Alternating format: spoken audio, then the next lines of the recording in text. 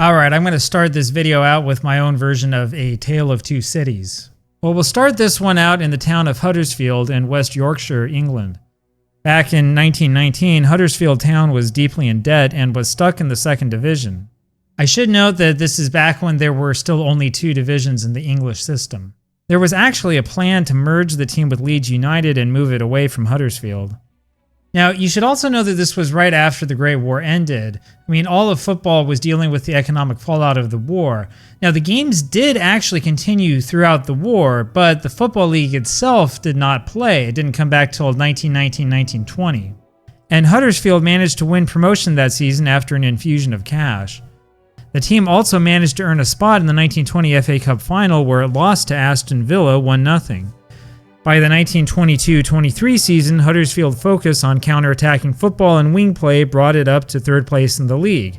Then Huddersfield won the league in 1924, 1925, and 1926, 3 titles in a row. And in 1927, the team finished a close second to Newcastle United and was only 5 points off the pace. Okay, now let's go across the Atlantic Ocean and take a look at a different team in a completely different sport, the Second City. Well, in 1919, the Baltimore Orioles of the International League became the first team in league history to win 100 games, losing only 49. In 1920, the Orioles won an amazing 109 games, but still only barely beat out Toronto for first place. By 1921, the Orioles won 119 games out of a 154-game schedule, and the Orioles continued their winning ways throughout the 1920s. So the difference? Well, the difference is that the Baltimore Orioles simply could not advance to the highest level of baseball in America, no matter how good they were. Well, the Orioles of the 1920s were an amazing team. They were led by former Major League pitcher Rube Parham. Lefty Grove, who would later go on to a Hall of Fame career in Major League Baseball, started his career off with the Orioles and stayed with the club for years. Former Major League player Fritz Meisel was team captain during those years. But the Orioles played in a different system.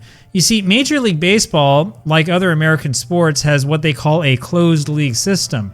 In other words, the minor league teams, like the old Orioles, are forever stuck in the minor leagues no matter how good they are.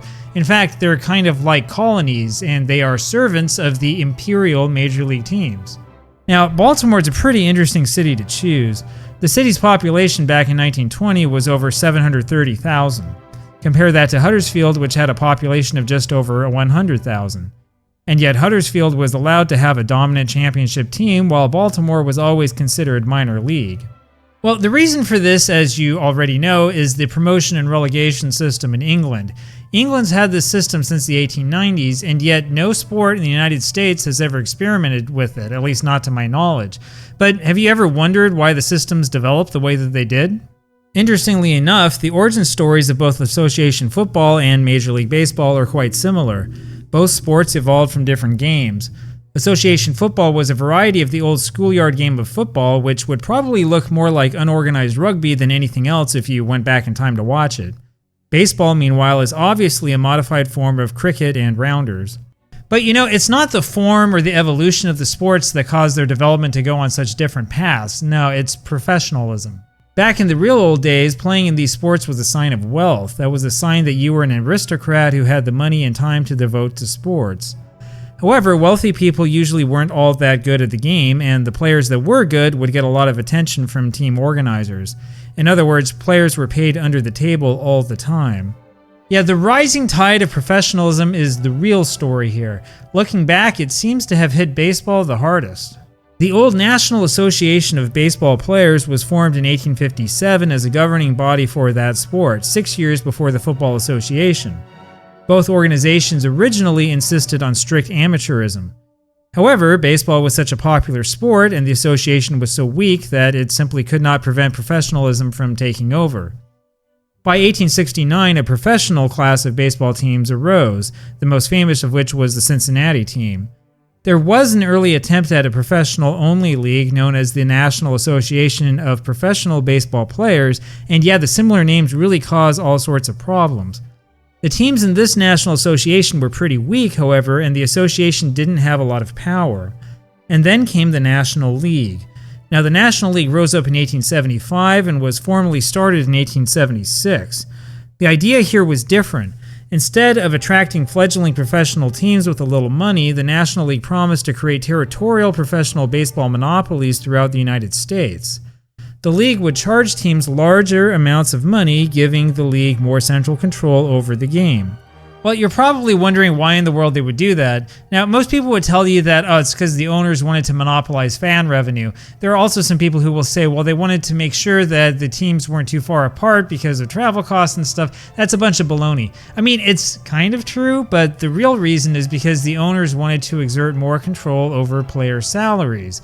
You see, baseball players before the National League didn't really have much regard for contracts. They were more than happy to hop from one team to another as the money flowed, and the leagues were relatively weak and didn't really have much power to enforce the rules that were on the books. So in other words, the true reason for the National League's closed nature was to control the costs of labor. Regardless of the true reasons, this is the system that continues in America and Canadian sports to this day. Most teams in these sports enjoy territorial monopolies. These monopolies extend to television broadcasts and cause blackouts of internet streams. The MLS plays by this model, even though most association football leagues around the world use a different model. Now, the real interesting thing here that always gets lost is that the Football League actually started with a similar idea, but without that geographic monopolistic system. The Football League started in 1888 with 12 teams, all of which were from Northern England. Now, I need to add in a side note here because Northern England is actually pretty important. That's because Northern England is where the professional spirit was the strongest. The spirit of the amateur was in the South. Now, the Football Association was a bit more accommodating to both professional and amateur clubs, which is how it survived. Compare the Football Association to Rugby Union.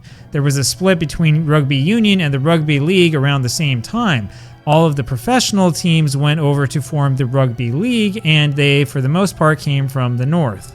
Anyway, the rules at that time stipulated that the bottom 4 teams had to face what they called re-election to stay in the league.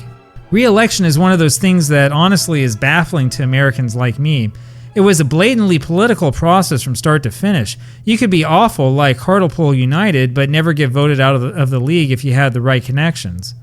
But the re-election system prevailed in the Football League up until 1986, believe it or not.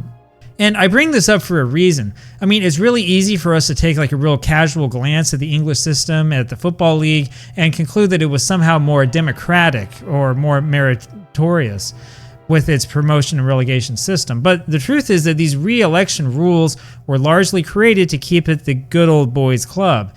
Many teams stayed in the league over the decades based on relationships, not based on their merits. Well, in 1889, the Football Alliance was formed. This consisted of 12 clubs that had been excluded from the Football League. Actually, those teams had actually got together back in 1888, forming what was then called the Combination. That was a league that folded before a winner could be determined. By 1892, the two leagues had merged into the new Football League. The old Football League was called the First Division, and the old Alliance was called the Second Division. And that was the start of promotion and relegation. Now that's a huge contrast with the merger between the American League and National League, which took place in the United States in 1903.